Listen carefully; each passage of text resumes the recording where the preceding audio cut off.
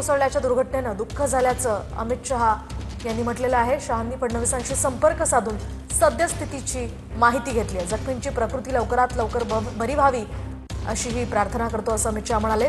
तर इंद्रायणी नदीवरील पूल कोसळल्याच्या घटनेनं दुःख झाल्याचं अमित शहांनी ट्विट करत म्हटलंय। नेमकं काय ट्विट केलंय त्यांनी आपण पाहूयात। इंद्रायणी नदीवरील पूल कोसळल्याच्या दुर्घटनेनं अतिशय दुःख झालंय।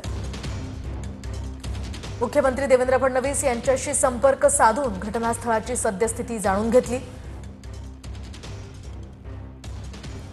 जवळच तैनात असलेल्या एनडीआरएफच्या पथकांनी तत्काळ घटनास्थळी धाव घेतली आणि प्रसंगावधान राखून अनेक जीव वाचवले।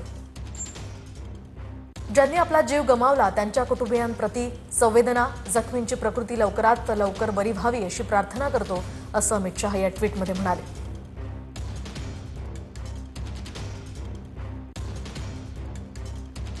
तर आपण पाहतोय कुंडमळ्याजवळचा हा पूल कोसळलेला आहे। या दुर्घटनेमध्ये अनेक जण वाहून गेल्याची भीती व्यक्त केली जाते। दरम्यान 38 जणांना आतापर्यंत बाहेर काढण्यात यश आले आहे, मात्र दोघांचा मृत्यू झालेला आहे। दोघांचे मृतदेह सध्या बाहेर काढण्यात आलेले आहेत। काही लोक अद्यापही पुलाखाली अडकल्याची भीती व्यक्त केली जाते। दरम्यान त्या पुलाखाली 5 ते 6 जण अडकल्याची भीती एका स्थानिकानं व्यक्त केली आहे।